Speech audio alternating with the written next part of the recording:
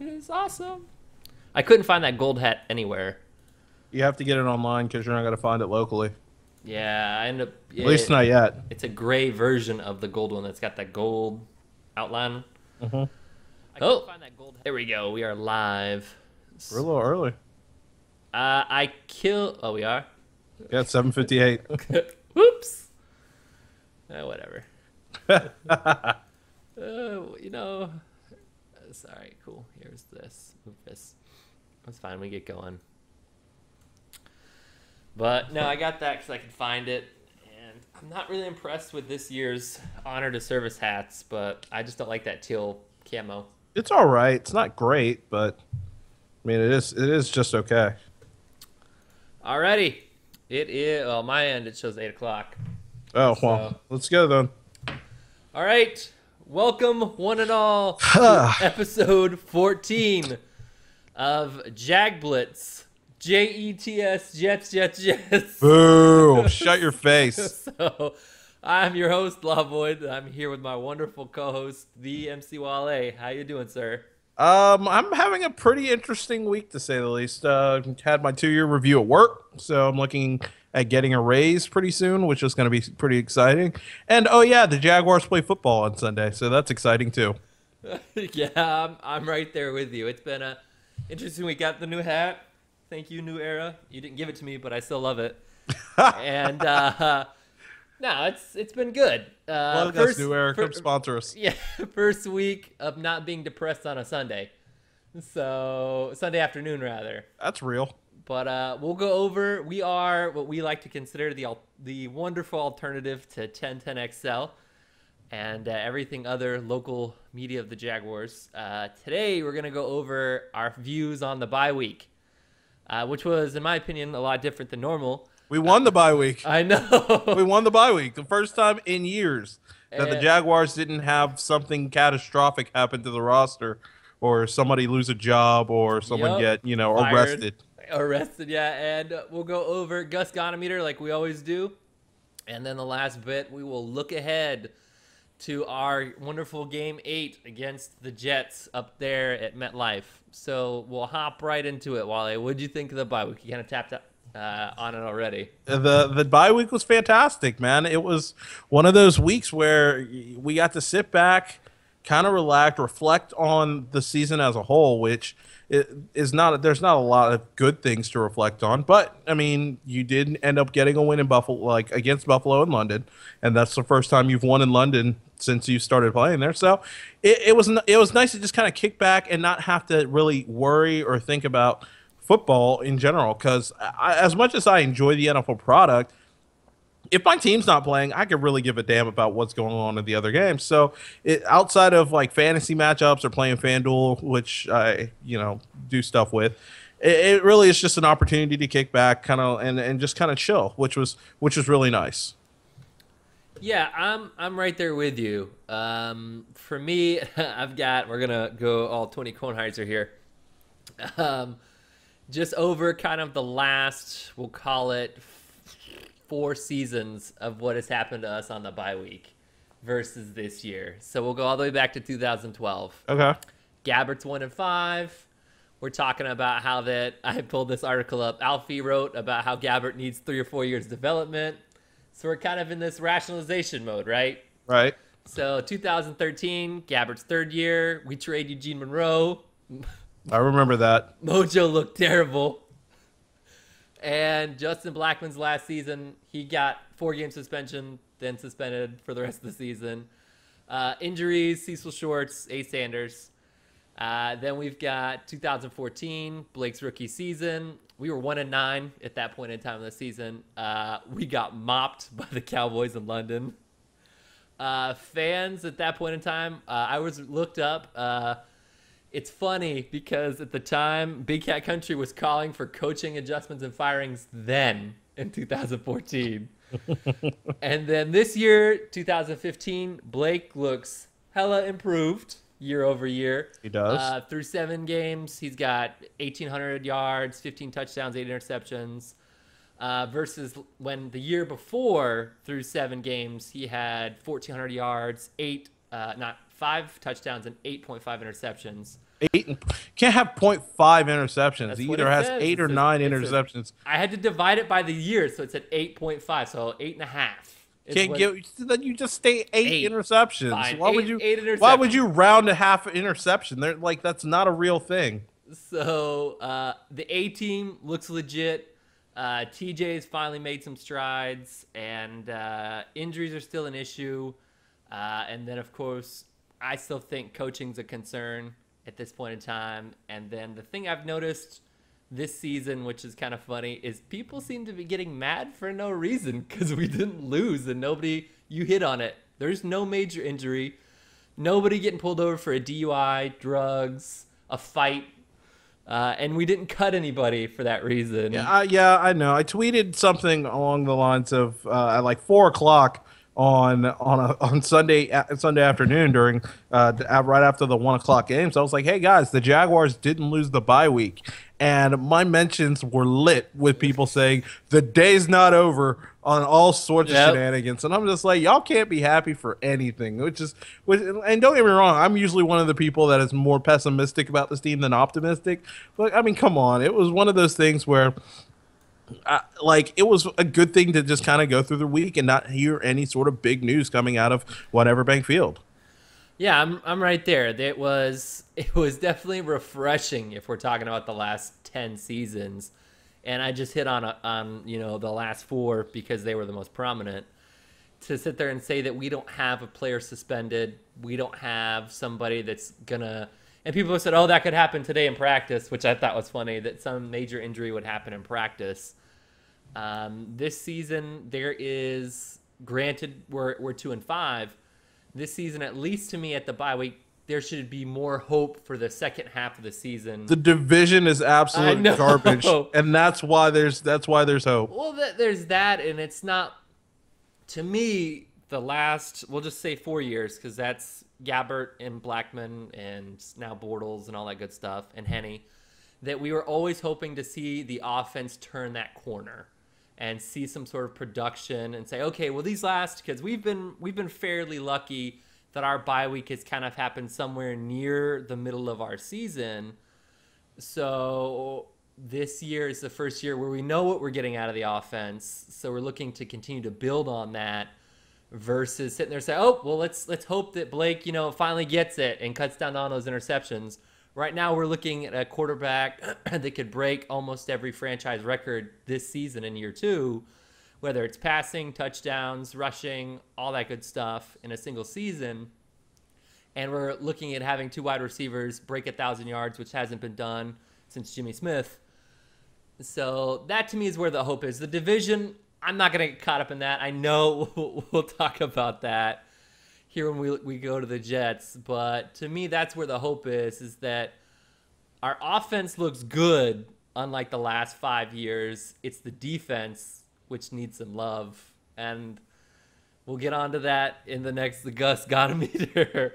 Where are you at? I know it's a bye week, but where are we still? It's still like a 3 or 4 because obviously with the bye week there was no activity to really speak on to get mad or get frustrated with. But I do have one thing I want to say is I'm a little disappointed that the Jaguars weren't active in the trade market. Now, granted, obviously the NFL trade deadline passed yesterday at 4 p.m.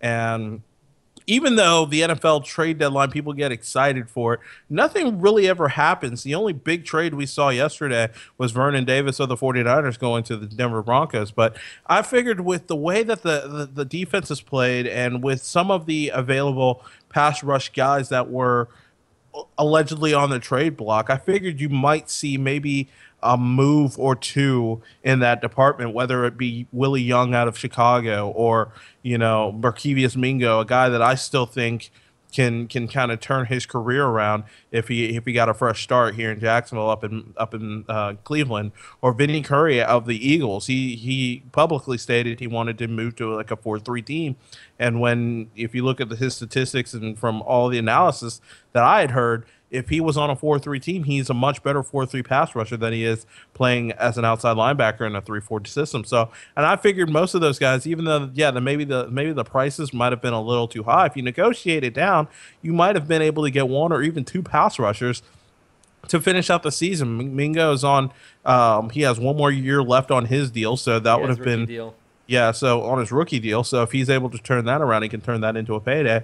And then a guy like Vinny Curry, I mean, yeah, if you use a 6th or 7th round pick, he comes in and maybe gets you 7, maybe 8, like 5 to 7 sacks or whatever. You might want to think about re-signing him to a 2 or 3 year deal. That way, you have some pass rushers along with adding some more pieces to the defense in the draft, because you get Dante Fowler Jr. back next year. I don't think you have Andre Branch or Chris Clemens on the roster next year. So, I mean, at this point, you're looking at, what would be essentially his rookie year in Dante Fowler, and then, an experienced but underutilized Ryan Davis as your potential pass rushers.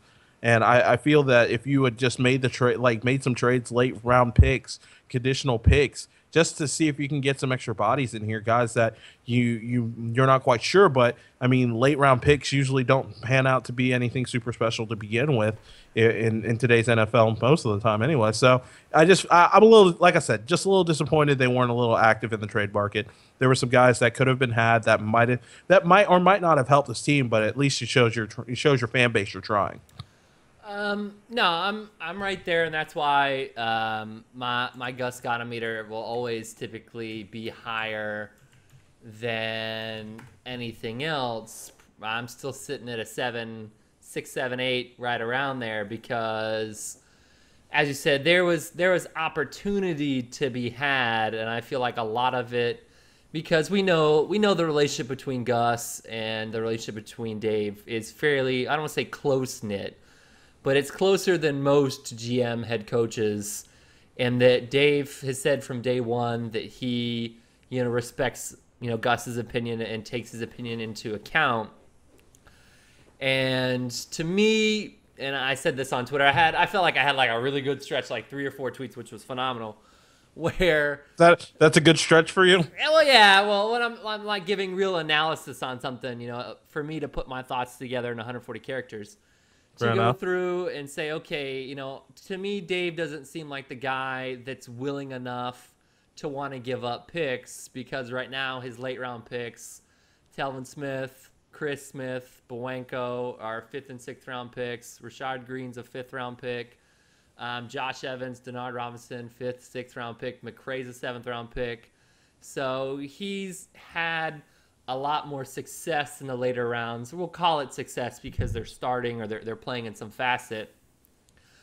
So I don't think he is eager to give up those picks. And I think that with Gus's loyalty to Clemens, to Branch, that there wasn't enough oomph probably on his end to merit it. I mean, they're not giving Chris Smith any time. They're not giving Ryan Davis any time. Or Ryan Davis. And those are people that, look really good. And Ryan Davis not leads after Colvin. Ryan Davis is our sack leader. And it's like, okay, so that to me is where, as a head coach, I don't see Gus going to Dave saying, hey, I would love a Mingo. I would love somebody, I would love this young guy from Chicago. I would really go for this guy over here. I just don't see that happening. Whereas I think it was more, it could be like, They probably sat down and said, what weigh our options out here? What's worth it?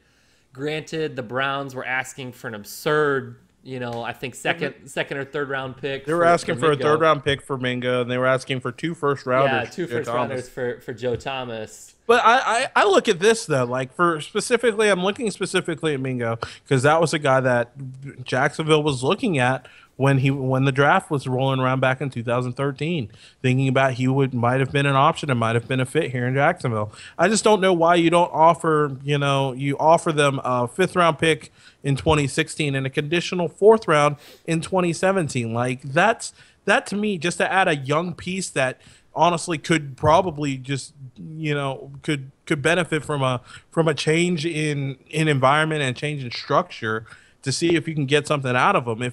If it works out, then you get the conditional 4th. If he doesn't work out, then obviously you're only out a 5th round pick in 2016. I mean, you still have you're still going to be, depending on how the outcome of the season is, of course, too. But then again, I've also been kind of a proponent of moving the trade deadline back to, instead of week 9 or week 10, moving it back to like week 13 or Yeah, week week 13, 14. week 14, right before That way, playoffs. like, yeah, that way you can kind of know, all right, if your team's still in it, or if your team is like, or if your team, is pretty much done for. That way, you can make better decisions for the way your squad's going to be. I understand that this team is 2-5, but let's say if they were, let's just say if week 13, week 14 rolls around and they're 5-5, or 4-6, or 6-4. At that point, you're like, all right, hey, maybe we can turn around and try and maybe compete for this division. Maybe we do need to add another piece here or two to see if we can. It'll push us over. No, I'm not disagreeing with you in a sense that I don't think that we shouldn't have made a trade. I think the thing with NFL players and NFL trades, which is why I don't think that it's as big as, say, if we're talking about the NBA or we're talking about MLB, where in those, to me personally, in those forms of sports, Major League Sports, your careers are a lot longer. True. So if I'm an NFL GM, I'm looking at, okay, my average lifespan of a player is, as I get their one kind, so maybe it's 3.5 years or whatever. So if I'm going to trade for somebody, like, I've got to be like the Broncos, whose window is closing super fast. Yeah, it with might Manning. already be closed. And versus, okay, I've got a very young team. We'll just use the Jaguars as an example. We're 2-5. I've got a quarterback that's in his second year. Am I really going to not waste, but lose the potential to get somebody for their prime versus a lot of people that we were talking about were technically past their prime. They're 28, 29. A lot of the people that Dave signed in the offseason were 26, 27. I know that a year doesn't sound like a lot, but in the NFL, it's a big deal. Well, with pass rushers, their prime's a little bit older because they're not. You can expect them to play for a little bit longer. Like, you can still have a player like, it is like 28, 29, 30, 31 if they're a pass rusher. You just don't sign those guys if they're like running backs, because obviously you think their legs are going to go. Out of everybody that was available, the only one that I thought was a viable option was Paul Kruger. But he's 30. He's 30 or 31, and it's 29. Oh, is he 29? He's 29. Yeah, he's okay, 29. my apologies. He's got 2.5 years left on his deal, and the Browns said they were willing to pay part of it to get rid of him. That's how bad they wanted him off the roster. I don't think he fits what the Jags would do, though. He would kind of play that auto position that Scoota's supposed to play him, but I think Scoota's a little bit faster. I wouldn't say better, but he's a little bit faster. So I think if you're going to use him in coverage, you're better off with what you have versus going after. I was just looking at somebody that had 12 sacks or 11 sacks the year Good before. point. Good point. Okay, if I'm going off somebody that's at least had a proven, we'll call it a proven year, maybe we put him down on the edge and just say, hey, go get him. Versus the other two, and same with why I was kind of hesitant towards. What about Eric Weddle? Oh, that would have been nice. I thought that was a pie in the sky dream for me. Was Eric Weddle? I don't think, as much as Dave has invested into our secondary and draft picks, I don't think he would trade for somebody in the secondary. And again, I'm not Mike K. I don't go to the locker room. But if I'm looking at it on paper, I mean, Dave has invested a lot into picks on secondary, whether it's Josh. Yeah, but have they worked out? No, but I mean, if you're talking, as a man, ego kind of comes into it, where he's looking at it, he's like, okay, his first draft, Sip, Gratz, Evans, McCray. Then you go to the next one, Colvin. And then we go down before Samples, and it's like, okay, that's a lot. We're talking, what, 6-7 picks out of the last 3 drafts that have been secondary picks? And out of those picks, I mean, Colvin is good.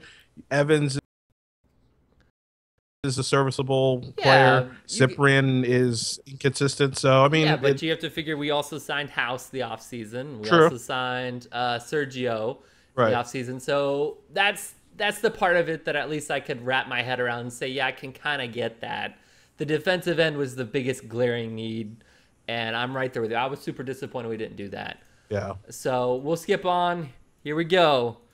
Game 8 versus the Jets, which is one of my top 5 franchises I can't stand. Can't stand the Jets? Why? Fireman Dan? Fireman No, Dave, you mean? whatever. The guy, I'm sick of watching Or that Ed, crap. Fireman Ed. My Fireman Ed, bad. yeah. Sick of watching. They always show that bastard Wow. in the end Tell us how zone. you really feel. In the end zone with his fireman hat, like, and they showed him the London too. When I watched the Dolphins and Jets game because of fantasy implications. And it's like, okay, the Jets have been okay, but they are the super most prideful team in the world. And I'm like, okay, your best years were, Rex Ryan took you to back-to-back AC championships and you choked. And then you had Eric Mangini, I think, took them to the playoffs once or twice, and that was under Pennington, Chad Pennington. Mm-hmm. And it's like, okay, you guys have been pretty much lackluster for the better part of 20 years, just like the Jaguars. What gives? They're in a big city, New York. I get that. City of dreams. I don't even think that's correct, but I'll go with it. But yeah, if I'm talking about teams I can't stand, number 1 is the Titans. Number 2 is the Steelers. Number 3 are Raiders fans. I don't hate Raiders fans. I'm afraid of them. Yes. I don't hate them. I'm just afraid. Number 4 is Philadelphia. Anything that does anything Philly, and then ex-girlfriend, deal with that. And there it is. and then after that would probably be Saints fans and the whole who dat stuff. That does bother me. But that's really it. And then I gotta throw Pats fans in there because they're just obnoxious. But anyway. So, what are your thoughts here for the Jets? What do you think? Expectation going in? Fitzpatrick has said that he'll probably be starting, so we're not going to get good old Geno Smith. Yeah, Ryan Fitzmagic is gonna come out and play, and if you have the backup of Geno Smith as well, it does not bode well for, I think, the Jaguars. Not because either of these guys are really quarterbacks you have to be afraid of, but I mean, it's just one of those things where I think that Fitzpatrick has played well enough to beat the Jags, even though like if he's able to really get it going with Brandon Marshall, and then obviously in the backfield with Chris Ivory, try and kind of take advantage of what some of the Jags are going to try and throw at him, then they might have a field day. But if the Jags decide that they're going to be the blitzing style of defense instead of just hanging you back 8 yards and letting the zone completely ruin them, then you might stand a chance, because Fitzpatrick is not really a mobile quarterback. He's not a guy that's gonna try and extend plays with his legs. So you have an opportunity to get after him, especially when you know that he's battling through a thumb injury. Same thing with Geno Smith. If you knock Fitzpatrick out of the game and you continue to kind of apply the pressure on Geno Smith, then I mean it's possible that you might be seeing Bryce Petty getting some play, and that would be incredible, because you would have the rookie quarterback basically. Well, not only a rookie quarterback, but then we have a flashback of the 2013 Fiesta Bowl, Blake Bortles versus Bryce Petty. Yeah, and that would be fun. But the Jets defense is good. Especially when you have Darrelle Revis on one side, but Antonio Cromartie hasn't played great. Especially last week, he kind of got torched a couple of times, specifically by Amari Cooper. So it'll be interesting to see the matchup with Allen Robinson, because I know Allen Robinson and Darrelle Revis are going to be. You can almost count A-Rob out for the game, but it'll be up to Allen Hurns and Julius Thomas and Green may play. Well, he can't play for 2 more weeks.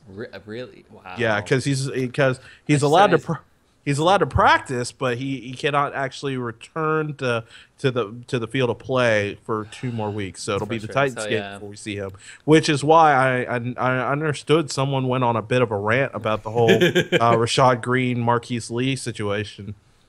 Not quite sure too much to read into that. Whether that person just felt like maybe we should have IR'd Lee instead of, and then had Green kind of nurse his way back, because I think Green was ready to play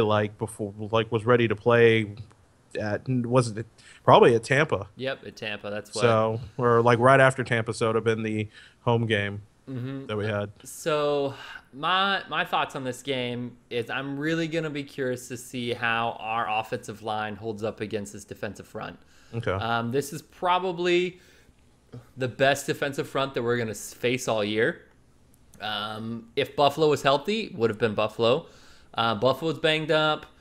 Same with Carolina. Carolina would have probably been up there in defensive front. They were banged up when we played them week 1. But this is arguably top to bottom in terms of health, the best defense that we play. I'm not going to count the Pats because Bill Belichick's a mastermind, and it's filled with a bunch of no-names. I'm talking about, and I'm not throwing shade on the Pats. They're wonderful. They're undefeated. No, go ahead, throw some shade. You already said you hate them. I do hate them, but I'm not going to throw shade on how they scheme or how they draft. It's obviously worked wonders. 6 Super Bowl appearances in the last 15 years, so whatever. But if we're talking about on paper and who's there and just how that they've been able to, really crack down on people that they should have. Granted, they allowed good old Derek Carr to light them up last week. I think it'll be a good showing considering no Zane Beatles, no Linder. So our guards are pretty, interesting. And we're going to have, you're going to have Luke Jokel again is going to receive a lot of shade this week, depending, or not shade. He'll be under a microscope with the fan base. He's played well the past few weeks, He's definitely played solid. Better. He's definitely played solid, but it seems like anytime he gives up something, it's always overdone. And then, of course, you kind of hit on it. I'm going to be curious to see how our wide receivers match up against their secondary, because I'll be honest, I think what we have on wide receiving is pretty comparable to what Oakland has. I mean, Oakland's got Amari Cooper and good old what's-his-face Crabtree, and we've got Allen and Allen, and we've got Thomas, and I think Thomas is a much better tight end than anything that they've got, and we've got TJ. My concern is going to be that we're going to rely too much on TJ, and that if TJ doesn't get started, because I have this bad feeling in the pit of my stomach that that's what they're going to do. They're going to come out on their first drive and try to run the ball, which is the Jets' strength on defense, is run stop. And then we're going to try that for 3 or 4 drives and then be down by a score or 2 scores at that point. And then because we're going to be down by that many scores, we're going to be in a passing situation the rest of the game. And then Blake's going to, unfortunately, overthink it and throw mismanaged picks to Darrelle Revis. So I agree that the Jets' strength on defense really is run defense, but I also think that if you've got TJ Yeldon and if they find a way to get Denard Robinson some snaps, because I don't think they're not gonna give the ball to Toby Gerhart. I can guarantee you that after the debacle, can't get it in on 4 downs in London. But I think you've got yourself a nice little dynamic duo there, because obviously TJ Yeldon's a more patient runner, but I think Denard is a lot is faster. He's more quick. Speed. He's got the speed. So I mean, if you're finding some success with TJ Yeldon getting the holes and he's able to kind of do what he does, using Denard Robinson on some sweeps and getting him outside might help open up the run game even more, even help up the pass as well. No, I would like to see some screens. I don't think I've really seen our offense do that. I'm not talking like jet sweeps or bubble screens where running back goes to the flat or wide receiver lines. Halfback screens, yeah. I want to see something where it's like the defense gets pulled in, the offensive line goes forward, and then you just dump it. Little dumps over whoever the defender is that's right there. I would love to see something to stop their pass rush, because I have, again, this is the pessimist in me. I have a bad feeling that the Jets could sack Bortles six plus times this game. They might. And because they're going to obviously will be in MetLife and all that other good stuff. And it just unfortunately has a game. They're going to be upset because they got embarrassed against, the good old Raiders, which we could have the record of the Raiders, but whatever. If we had if not better, if we had a better coach. But that's here now than later. It's one of those things where I am hoping that I don't think this game makes or breaks us, because I don't think we win it either. I just don't want us to get waxed by Fitzpatrick. That's fair. Yeah, that's fair. And if it's a close loss and say like a last drive Blake pick or whatever, and we lose by 3 or we luse by a touchdown, I don't think that the mental fortitude of Blake and the team will get demolished, and we just say, okay, screw it, we're not getting this division. Whereas if it's a blowout of 20 or 30, and we end up seeing Chad Henne come in the game because we're down by so much or something, I think that's almost where it's like... I think the days of us getting completely blown out of the water are done because, I mean, outside of outside of the Pats game, most of the games have been competitive. Yep. My thing is why not try and get off to a fast start like you did in London? I mean, your team is capable of doing it, so why not try and see if you can make that happen again? I mean, I'm not saying that like lightning strikes twice in the same spot, but I mean, it's not like we've seen it before where it comes in bursts like that, where you get those quick bursts. So maybe if they can get off to a very fast start and maybe force an early turnover or two in the game, that might help kickstart and upstart the momentum that this team could generate as far as trying to turn this thing around. No, I'm right there with you. I would by all means love to be proven wrong, and I would I would love to think that the London game was the game where the team says, they okay, figured it out. This is it. We have not blown a lead. We've not blown and lost a lead. We have not done this because if we're talking about games where we've blown leads, Tampa's a prime example. So is Indianapolis. So is Carolina. Games where we've had leads and then blown them and then let the team just roll our face in the second half. Right. So this is definitely an opportunity. If that happens, great. I'll be ecstatic. I got friends that are Jets fans. I'll rub it in their face. That's cool. But I will not have my hopes up to think that Blake and this offense is going to do what Oakland did last week. All right, what's your prediction for the game then? That'll be the last thing we talk about. So, honest prediction. Yeah. 24-13. Ooh, Jets. Okay. All right. I'm saying 28-24 Jags. Okay. I think that when it might be like a last-minute touchdown, but I think 28-24 Jags seems pretty good. That is very good. You're being very, very good because I think let's see here. I think the Jets are favored by 2.5. It's not much. Really, that's it? Yeah. Wow. Okay. Yeah. 2.5. Got them at 2.5. So yeah, they've got more than that. They've got 29-17. Still. Wow. But I mean, if we're playing spread, I mean 2.5 right there. So I'm not too concerned. Last thing, I'll be wearing my Gabbert stuff because we won the last time. We did. We won. I wore Gabbert jersey and old logo Jaguars hat, and we went to London. And my buddy, who's a bartender, was wearing his "I Survived Blaine Gabbert" T-shirt. So we've agreed that until we lose again, we'll be dumping that. Yo, Blaine Gabbert is starting a real NFL game on Sunday. Are you kidding me? I know. It was like in 2015. In 2015. I had a conversation with somebody where I thought that he could see some marginal success, and somebody blew me the hell up. I was like, all right, never mind. But I think you just think about it.